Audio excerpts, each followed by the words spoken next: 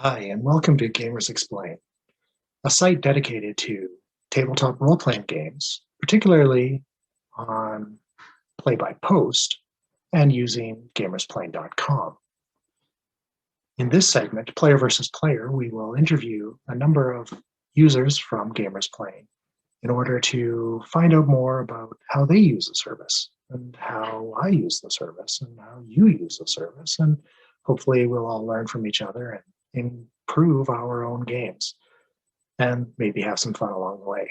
In today's segment of Player versus Player, I will interview a user named Len, and we will discuss whatever we want. I'm Qralloq, and this is Gamers exPlane. All right. So hi, welcome to Gamers exPlane. I love wordplay, so exPlane. We're X outside of the Gamers plane, and we're going to explain what it is we do, right? So I'm Qralloq. I have with me Len, and I wasn't going to use your name, but it appears on the screen. All good. And you can see my name is doubled because I wanted a first and last name. Anyway, so the idea with Gamers exPlane, and particularly this one, Player versus Player, is really just to put faces to names and hash out best practices and great experiences, and let's try and find a way to make this whole thing a little more personal. Because maybe it's just me, but I spend a lot of time on Gamersplane, day after day, week after week, and I've met a lot of people through the games, and I'd like to find out more about all of you. You and I have played together a fair bit, and I had no idea what you'd look like. Not that it matters, but it's make that personal connection, right? That's part of why I think this is a cool project. Yeah, just to make it a little more, a little more. I don't know, intimate's not the right word, but more real, I guess, is maybe a good way to put it. Yeah, there's been a problem going on Gamersplane and probably all aspects of the internet about people just disappearing, ghosting. And maybe one of the reasons that happens is that it's just like anonymous users on Reddit or something. Like, who cares? But yeah, I have theories about that, but I don't know if we want to get into it right now. One of my mission statements is to keep this positive and community building. So yeah, I have positive thoughts about it actually. Yeah, but we'll get into it. That was gonna be my one thing every GP user should know how to leave a game if you need to leave a game. Yeah. But as being the having the honor of being your first guest on the show, I thought that might be a good place to go at some point. So sorry. No. Just hanging up on my phone here. Good idea.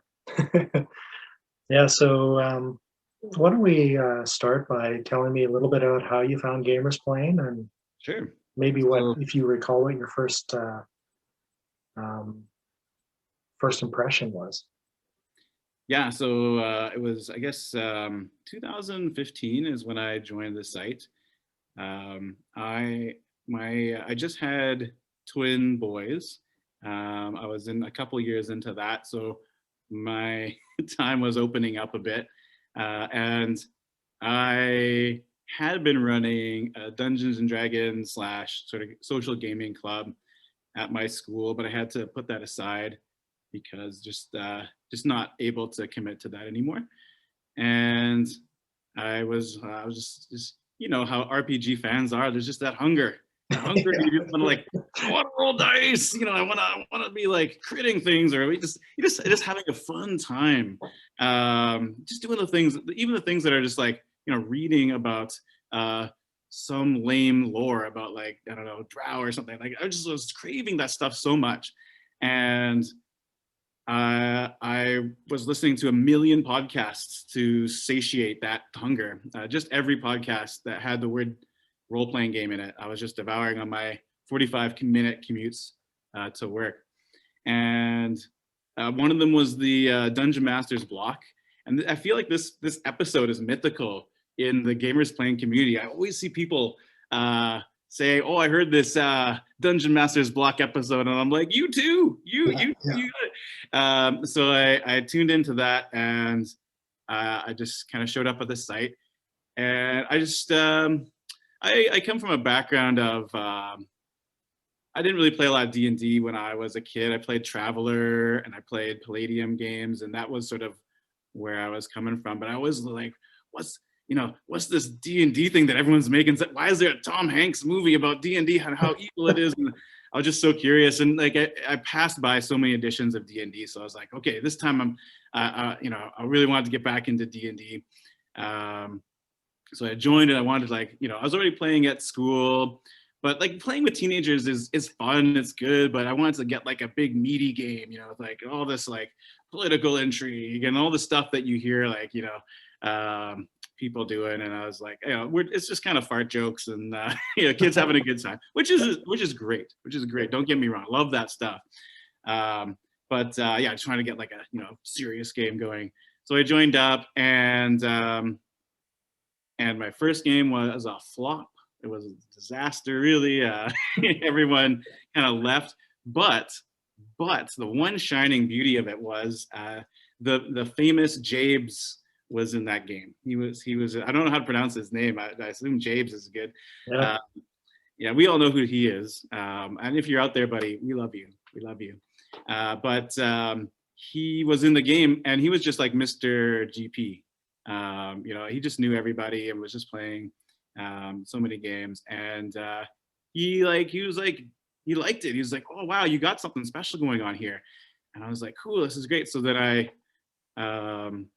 just I continued going with that, and just kind of met more and more people, and I just got hooked very quickly afterwards. I got hooked into the depth of role playing. Like, I really could get the kind of role playing experiences that I always dreamed of, or you sort of imagine when you read the setting books of these things. You imagine, wow, wouldn't it be amazing if we do these things? I actually started seeing that kind of game, maybe really for the first time. My high school, I guess that's not true. We had some pretty awesome games in university, Traveler games for sure, but like in terms of like a fantasy story, like some of those things were new, and I got to try them out in GP for the first time. Yeah, great. Yeah, I think one of my first experiences was with James as well, and I play a lot, like in real life, just a lot, and weekly games, bi-weekly games, having multiple games going, and but the hunger when you start in real life and you're playing a game, you go out and you buy the books and you commit. Okay, we're going to play this game for 2 years, right? That's basically what we do. So we'll start a D&D game and we'll play it for 2 years, and then we'll end it, and then we'll start a vampire game and play that, or Deadlands or what have you. And there's a lot of games I want to try that aren't D&D. Yeah, you're famous for it. You're on the forums. Everyone knows that you're the guy to either run that interesting game, or to, like, if we need a player to get in there, like, you have to put a disclaimer out, like, I'm in a lot of games, so if anyone else wants this spot, like, please feel free to take it. So that's great. That's wonderful. And you find, obviously, you're getting that fulfillment of trying all those games out. Oh yeah, yeah, and it sometimes you bump up against, like, wow, I look at the list of unread posts, and I'm like, I don't have time for this. And I'm just letting somebody down, I'm sure, but you make it happen, you get through it, and it's not always like that. And you have to carefully manage how much time you want to commit to any kind of hobby. So, but yeah, I love trying new things. GP has been amazing for it. Just trying, I can't even count, probably 60 or 70 games is probably not unreasonable, that I never would have tried in real life. Yeah, that's fantastic. I'm definitely coming from a different perspective. I've tried like less than 5 game like rules to be, well, I guess if you count like versions of D&D, like, Yeah. Okay, 10 different rule sets. Because I'm more chasing after like a particular kind of game, or like the fantasy, you know, that I didn't get when I was a kid because I was playing the sci-fi games, that kind of stuff, because of the satanic panic. So for me, it's more of a almost like wish fulfillment or something about whatever I was missing out.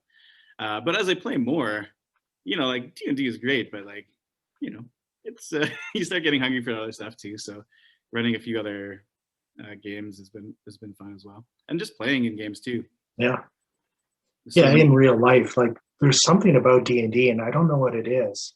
I don't play a lot of it on Gamers Playing because I'm mostly there to try new things. But in real life, I bet you 50% of the campaigns I'm in are D&D, and there's a reason for it. There's something it brings that other games just don't have, and I couldn't tell you what that is. Yeah, I'm not sure.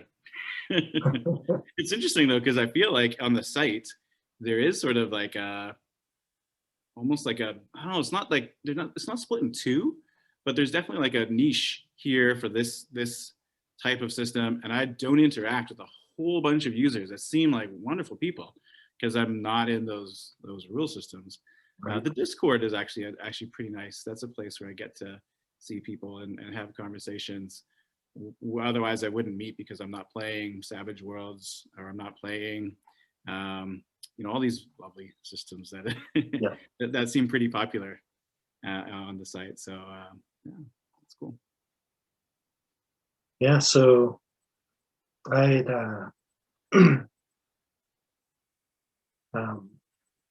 what is I'm going to skip over one of the questions that I kind of sent you about a funny anecdote because I couldn't think of anything. I was trying so hard.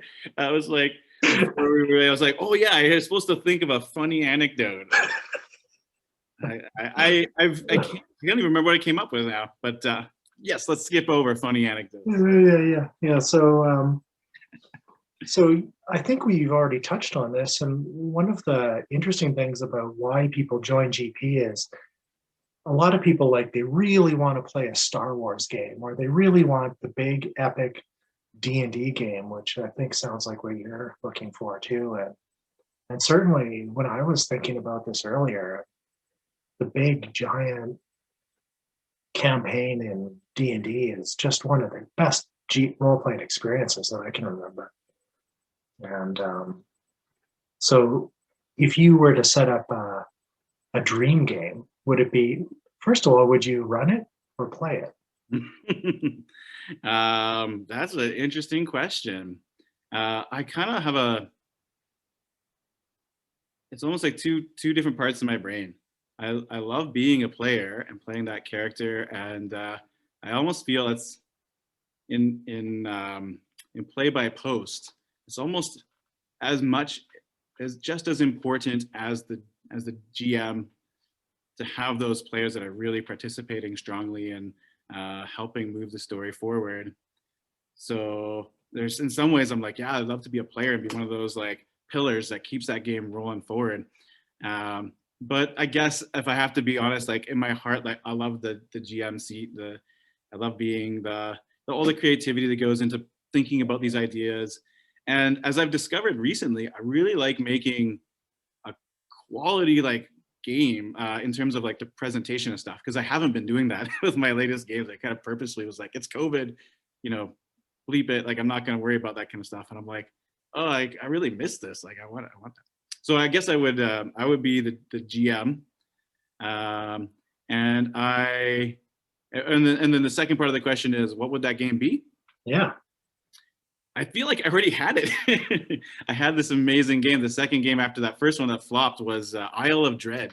I played, and it was such a good game. It was so good. It had Natkinson was in there. It had Cancerman, Jabes, Deadpool, and Momo. Wow. All like storied members of the community. And I was like, I was just like new kid on the block. So to have all these like really, I mean, I guess I don't know how long they were around for. They seemed pretty into the like part of the community anyways at the time, because I'm not sure when they joined. But you know, I guess it was 2016. It was 2016, not 2015. But anyway, whatever. So we had this Isle of Dread game, and it was in 5e, and we kind of modified the rules to make it a little more sword and sorcery, kind of excluding anything but human. You just only can play human, and you can only play certain classes.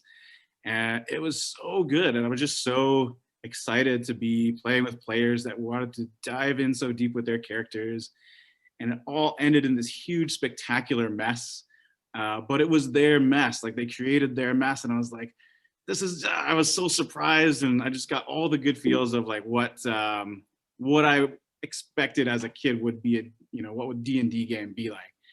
And I feel like I've almost been chasing that ever since. Like, I want to I want to get that back. Yeah. Maybe without the self-destruction of like everybody going player versus player at the end of it. But it was so authentic. It was so perfect for the story, and it was just so good.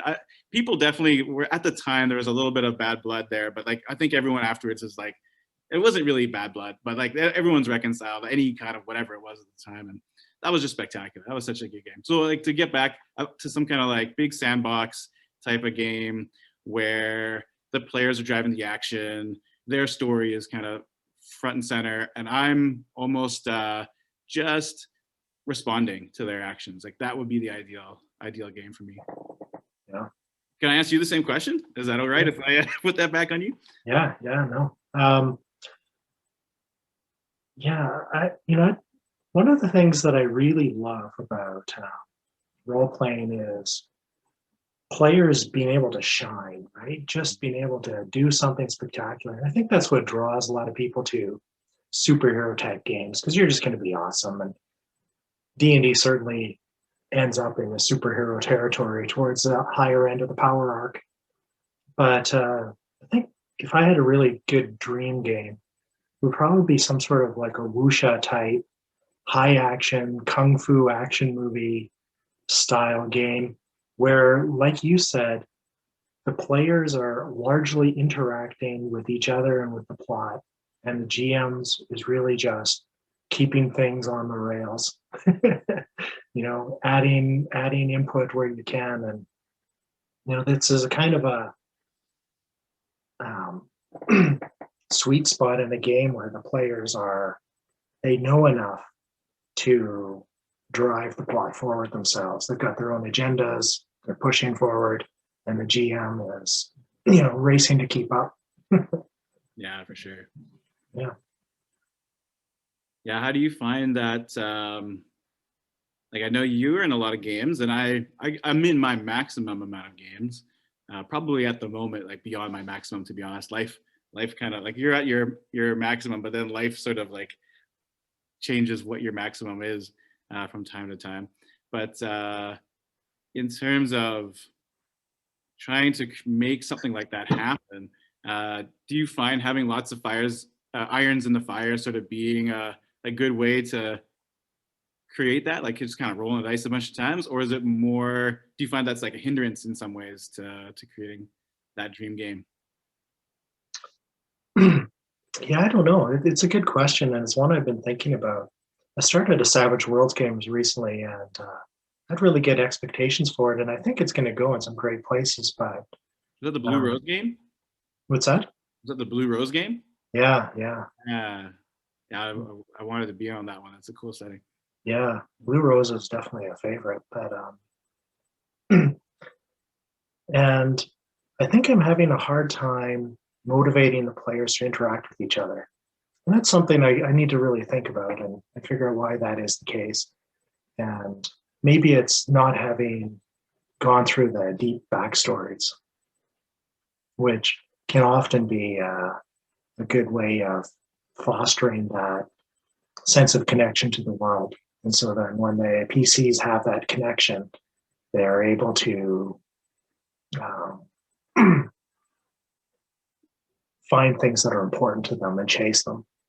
But one of the problems I've found in a lot of GP games is that if you spend a lot of time on the backstory, you never really get to the plot.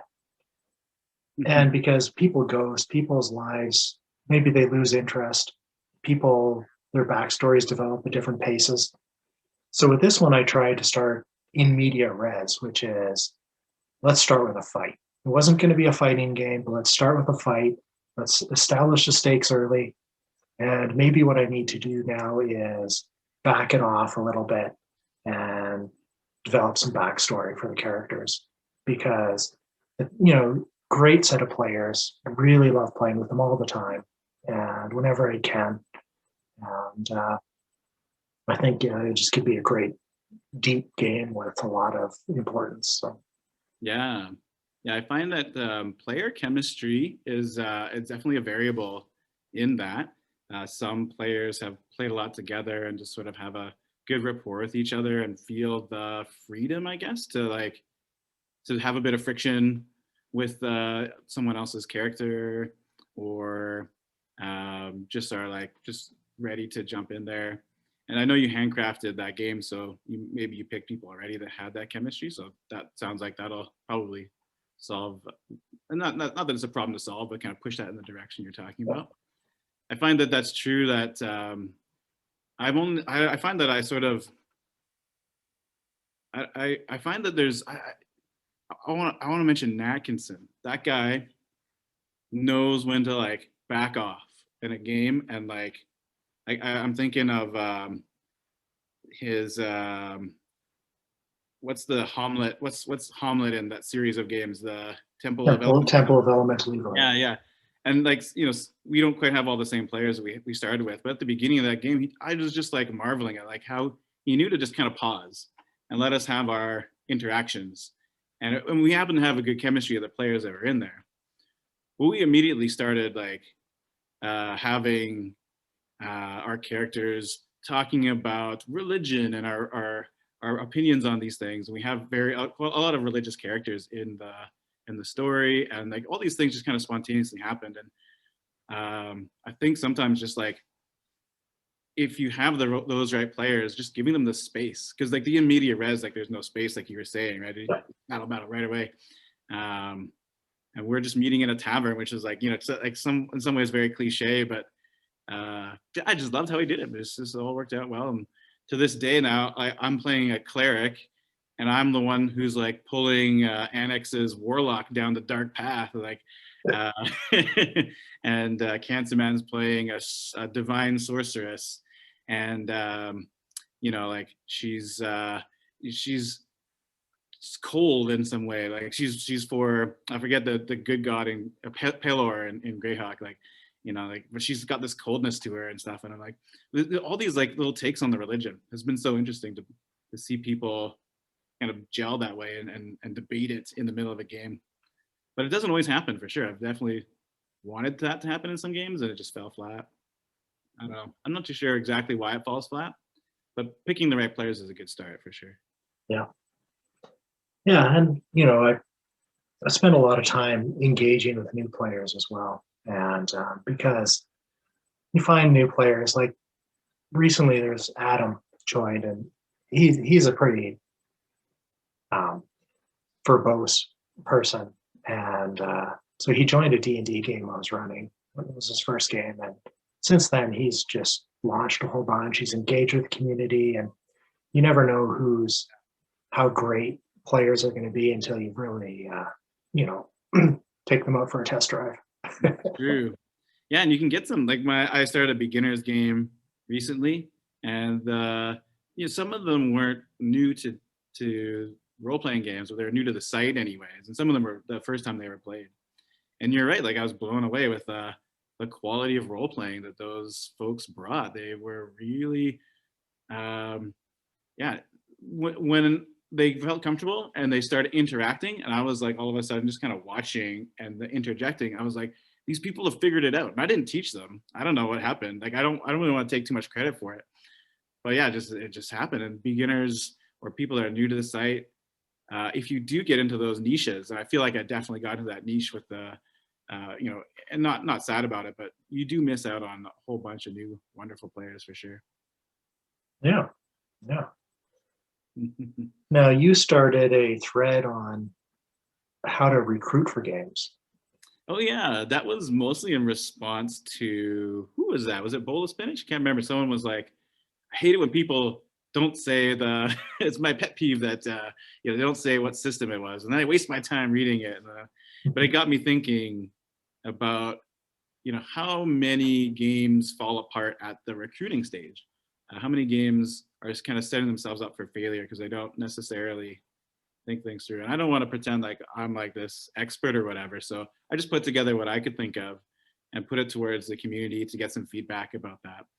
And thanks for your feedback, by the way. That was, to have someone who's, such a senior member of the community to say like, yeah, that was good. Like that, I really You can see my white hair.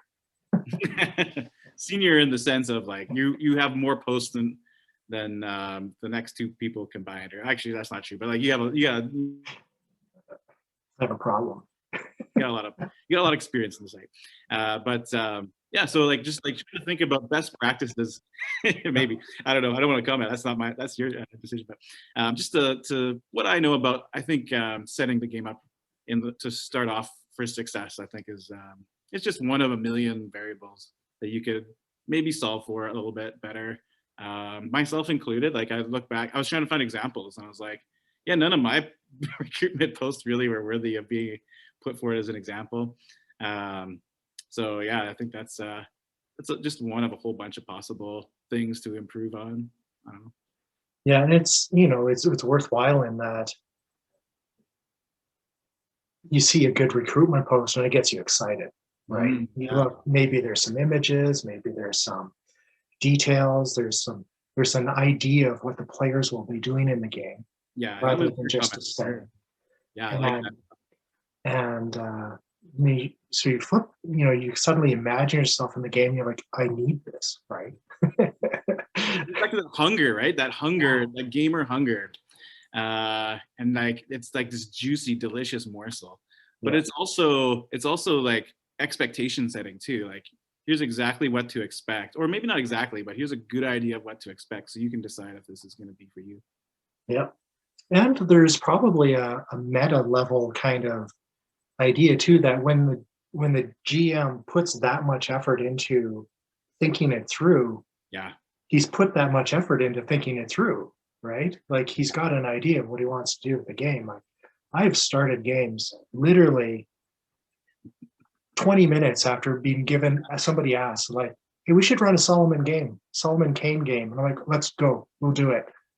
Launch the game, recruit some people. Yeah, lots of times. But that can work too. Like, and I hope that recruitment advice post doesn't come across as like, here's the one true way to recruit people.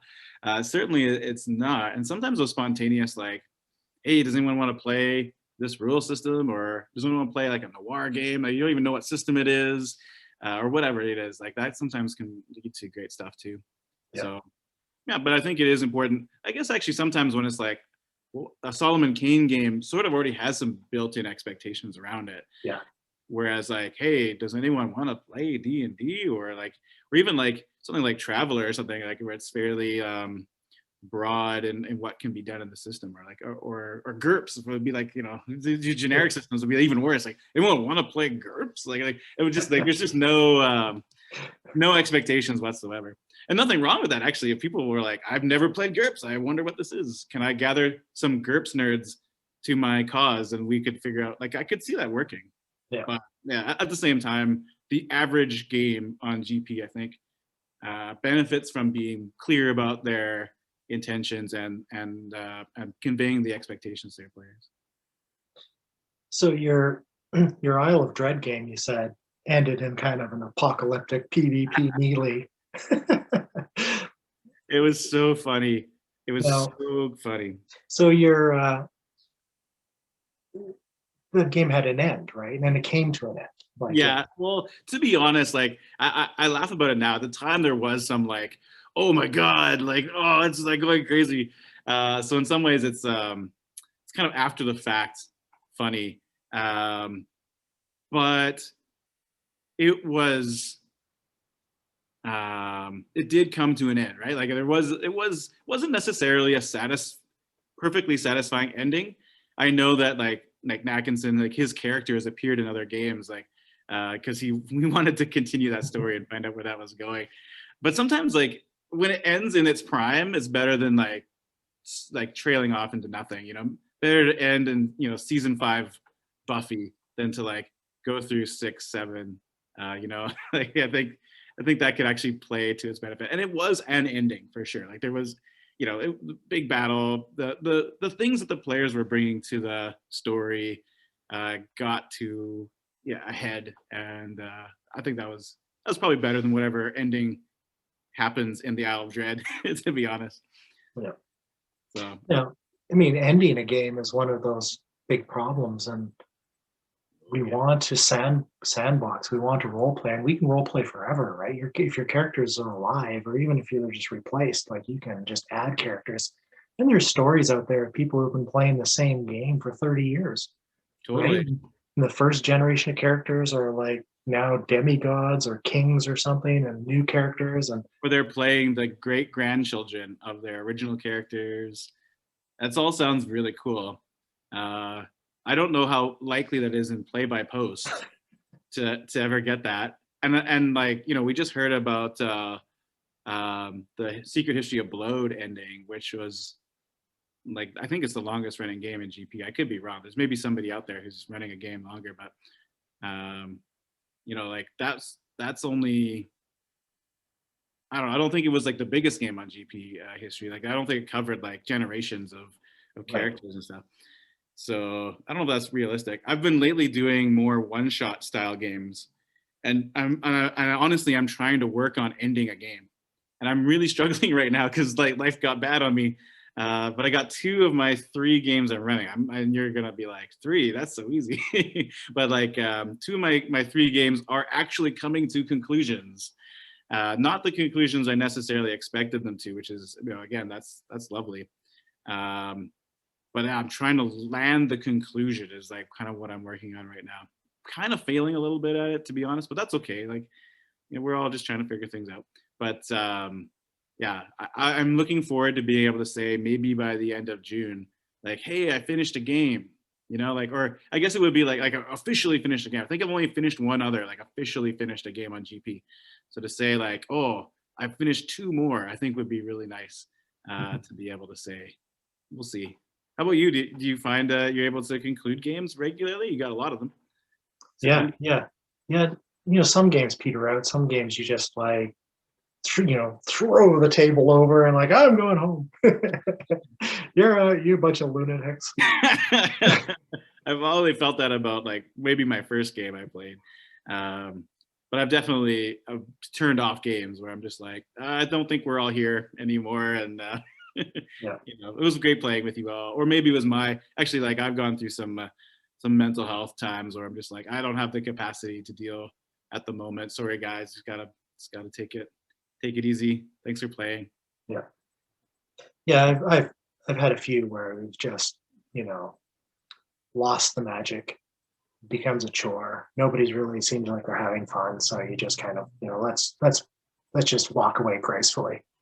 And but a lot of games, and largely that comes from not having an idea of where the game is going for me as a GM. And so I've really tried to, when I set up a new game, even just in a couple bullet points, what is the game about? Where does it start? And where is it ending? And, if it's in the simplest case, you've got the orc and the pie in the room, right? There's a 10 by 10 foot room. There's a pie in the corner. There's an orc in the way. You're hungry. Go. It's either going to end with a dead orc or a dead player, or not player, but character and player. If that's a real bad situation, but yeah. But if you set up your game and you've got a clear idea of where the end, you're probably not going to end there. Like no plan survives contact with the players, right? Oh my god, it's my motto. I don't know if you watch any of Matt Colville's YouTube series. I've seen some. Yeah, his most recent one, as of this recording, was basically how do you get your players to do what you want them to do, and his argument is just like put up reasons why they shouldn't do that, and that will be the one that they choose. Like, well, actually, there's all these problems with that, and then they'll gravitate towards that one. And I'm like, oh no, that's why they always do the thing I didn't want them to do, because I'm doing the opposite. So yeah, totally valid there. I think that's sometimes some games that work really well, like Isle of Dread. Um, it is sort of like, you're shipwrecked. So you're starting off with action, you're getting munched on by monsters, and you're getting off the island. And it's just like, here's the start and here's the finish. And you sort of know, like, if you're successful, you got off the island. Yes. And you know where you started, and it's pretty clear. So it's just a matter of getting to that point. Or like Curse of Strahd comes to mind as like people celebrate that as like the 5th edition sort of best adventure. And you're in the midst of Ravenloft, and then you're gonna kill Strahd in the end, and just in between, like you're not too sure how that's gonna happen. And so having that bookends maybe is a good place to start. That's totally not how my Traveler games went. That I remember very fondly from university. There was never any goal in the end. We just wanted to get rich, trading, whatever stupid things were there, and then, we would make all sorts of complications and interstellar wars to get in the way of our accounting, and but it's different in PvP. Like you say, like things will just drift off. Whereas at the table, it's like, these are my buddies, that are like, I'm gonna see them regardless of where this game is happening. We live it like it was university. You're living in the same building, like, like you have this kind of already this obligation to this person that has consequences if you break it. But like, in a play-by-post situation, that's not really the case. Yeah, and maybe that's a feature, not a bug. You're not wrong. You're not wrong. There's Yeah, definitely benefits. part of my mission is to, try and create some of that social obligation. Not a binding one, but the obligation comes from, people being important to you. Yeah, like not this kind of obligation, but like I care about this. Yeah, exactly. I think that the ghosting problem that we have in some ways comes from caring. I think that sometimes people, when they drop out, not necessarily everybody, but there's a certain group of people that drop out because they don't know how to say, I'm not enjoying this, or this isn't my style of game, it wasn't what I expected. They don't want to be rude, or they don't want to, or maybe they think it's a good game, just not for them, but they don't know how to say that, and they don't want to necessarily criticize. So the easiest way to resolve that problem is just to like disappear.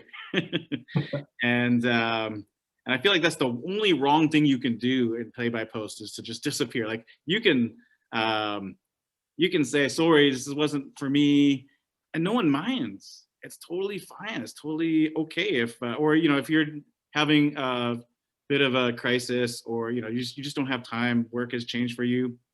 Nobody minds if you have to put your game aside. But people really, I don't know if it hurts people or what, but it's very frustrating for people when people just disappear. And it happens so commonly. And I think if I don't know how we do that, like, this recruitment thread that I'm putting out there needs to be like a, how do you quit gracefully thread, maybe. I'm not sure how to put that, but some sort of way to communicate to the community about how to do this. And I think the long-term users are all pretty good with this, and that's fine. Yeah. But some of the new blood, that's like, if you look at how many people have left Gamersplain, how it has like the gamers, and you could turn on the inactive users checkbox, and it's like so many people, and I'm like, didn't have to be that way. It could have been simpler. It could have just been like, sorry, not for me. And yeah. I'm not sure how many people come back as a different username. I'm kind of, maybe they abandon ship and then like come back as like somebody else. I'm not sure. Yeah, and yeah, that's one of the problems with the internet in general, probably, is that we're all anonymous and we're not being held accountable. And there's a good reason for that to be a good thing, but it has some downsides too. Yeah. So, yeah. And ultimately, it hasn't affected my enjoyment of the site.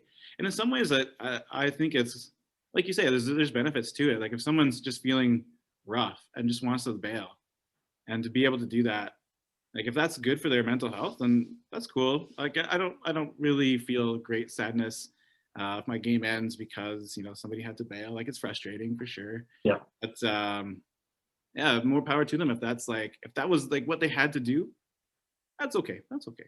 It's just nice if It just kind of feels good when the person takes a minute to say, sorry guys, here's what's up. A couple of years ago, we had the idea to run a Mage the Awakening game, or Mage the Ascension. Okay. This is an old World of Darkness game from the 90s, and it's got a really complicated magic system, but it's really lore heavy and really just love the game. Right. So a bunch of us got together and like, cool, we're going to run in this Mage game. So where should we set it? We ended up settling on Moscow during the reign of Catherine the Great. So like we went to like 1500s or something, right? And Okay. so we put all the characters in there, and I came up with this plot, involved them in it, got them in, and then it wasn't too long before some of my favorite players are PMing me like, I'm not feeling like I know what to do in Moscow 500 years ago, and so I just got to bail. And so the idea was sound, and the game collapsed, but it collapsed in a good way in that we tried it, we went through, we had some good role play, and then eventually the system and the setting wasn't fitting right. So did those people are still invited to my next games, and that's a lesson, right? Is that we need to work together. So yeah, totally. And that just happens. That's just part of running games. They're just not always going to work out. Yeah. And the same with tabletop too. Like in person, I haven't finished a lot of campaigns face to face either. Like I feel like those games also have their heyday, and then they fizzle out because of we can't meet reasons. Like that doesn't seem like it's unique to play by post. Oh yeah. Maybe just dragged out more. Yeah, I've had some spectacular explosions in real life games. Yeah. Yeah. Give us an example of a spectacular explosion. Sure. We had this one. My wife and I were both gamers, and so when we're looking for games, we found this couple in a newsletter kind of thing. It was a small gaming newsletter. So we connected. We met at a bookstore, and we set up a game, and we started running. Then at a certain point, we took the summer off simply because we knew it was going to be a busy summer. And at the end of and during the summer, the game fractured. So this couple we met, they'd brought a friend. That friend fractured with them. And so we decided, well, we really like this guy. He was just the best role-playing player ever. And we're like, we're keeping him, right? So we set up a game with him. And then with the original couple, we can continue to play in the fall. And they found out that we played with, the traitor the week before. Oh, no. And they flipped out. Like this was just, maybe I should have given them a heads up. Is like, listen, we're adults. We like both of you. We're gonna play with both of you separately. Yeah. But they found out, I told them, and they found out after I'd already played with the other guy, and yeah, it was bad. It's like you're cheating. Butt hurt. Yeah. It sounds like it was an emotional time for those folks anyway. So there's probably more than just you. There's some other layers there that were at play. Yeah. Yeah. Well, I'm glad that worked out in the end, ultimately, I guess. Yeah. Well, we kept that other guy for a long time until he moved far enough away that we couldn't play together in real life. So yeah. Cool. Yeah. Well, I think we've had a pretty good conversation here. Like 45 minutes. I was thinking like 10, 20. Like I said, I will talk for ever about role playing. Yeah. Probably good to sign off. And thanks for starting this project. I just want to say, as if not the most senior member in terms of like post count, or activity, your leadership in the community is great, and we appreciate it all.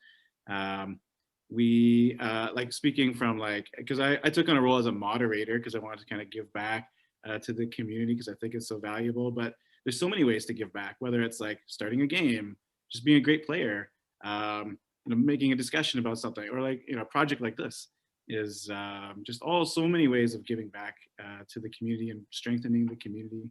That also ultimately kind of reinforces our own fun too, because it just makes it better. Great. Well, yeah.